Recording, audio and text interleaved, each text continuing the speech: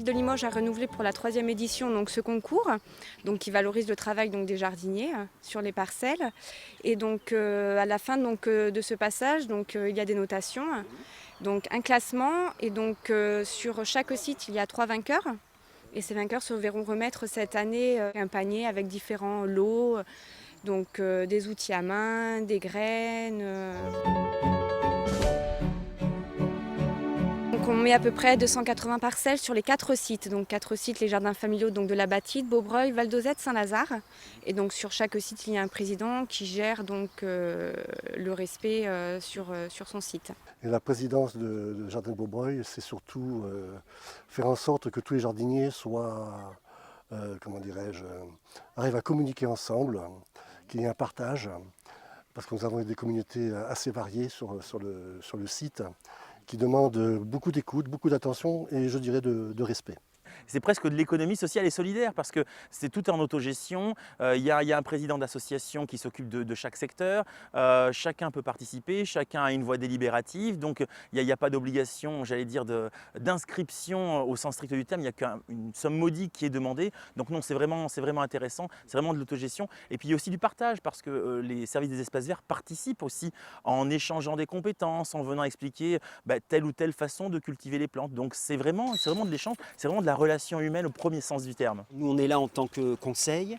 Et d'ailleurs, sur 2 sites, nous avons une parcelle qui est un potager expérimental sur lequel nous travaillons avec les jardiniers pour essayer de leur montrer qu'on peut faire différemment. Nous avons donc un responsable des espaces verts qui vient nous proposer de cultiver des produits pas courants, lesquels produits sont étiquetés et on voit un peu le résultat en fonction de préparation du terrain diverses et variées. C'est-à-dire qu'on n'utilise pas les mêmes façons de procéder pour préparer la terre.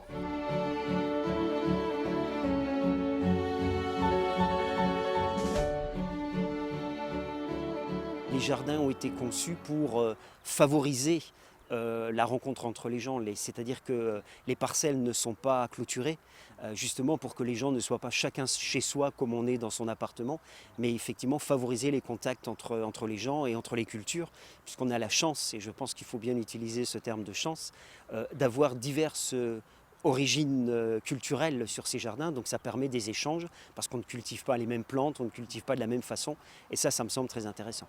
Alors ça s'échange entre jardiniers, il y a effectivement toujours l'attention de regarder ce que fait l'autre, voir un petit peu apprendre connaissance des différents éléments, qui fait qu'effectivement il y a ce côté fraternel, je dirais, et communautaire. On est à l'air, puis on discute, on trouve toujours même des gens qu'on ne connaît pas. C'est un grand loisir pour moi.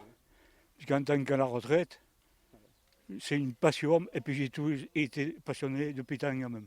Vous avez toujours fait le jardin? Ah oui, avec mon père, il ne fallait pas dire non, il fallait aller au jardin, il fallait suivre dans le temps. Mais maintenant, vous n'êtes pas obligé. Ah mais si, puisque ça me détend, ça me défoule, et puis là on est en plein air, on est bien, il me faut ce plaisir.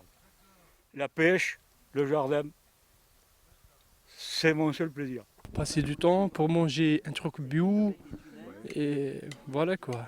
Comment on apprend le jardin? Vous le saviez? C'est Non, entre jamais. voisins, c'est les voisins qui vous expliquent? Non, c'est pour la première fois et maintenant il y a Internet, il y a tout. C'est un loisir, mais l'optique des jardins familiaux, c'est d'abord pour essayer, s'intéresser à la nature, bien sûr, cultiver ces jardins, mais pour faire vivre la famille. Les légumes cultivés dans la parcelle. Enfin, moi, ça me paraît important.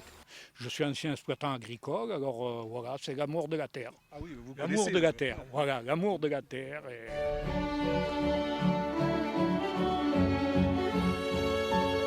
Vous, qu'est-ce qui vous séduit dans un jardin, par exemple pour un concours comme celui-là? Qu'est-ce que vous regardez quoi? Moi, la première des choses, c'est l'esthétique. Et impérativement, je vois le travail qui est fait. Et je considère énormément la qualité du travail.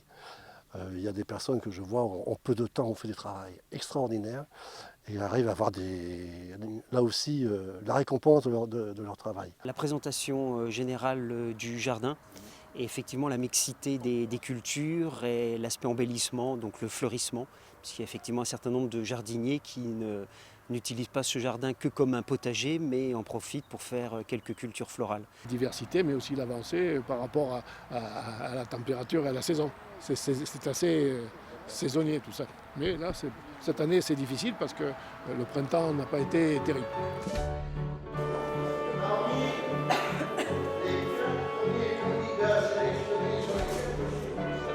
La lauréat vainqueur a été désignée, c'est Madame Doucet-André.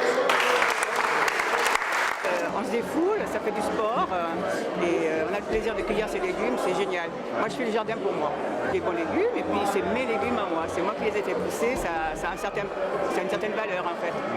Mais puis j'amène mes petits-enfants qui adorent cultiver également.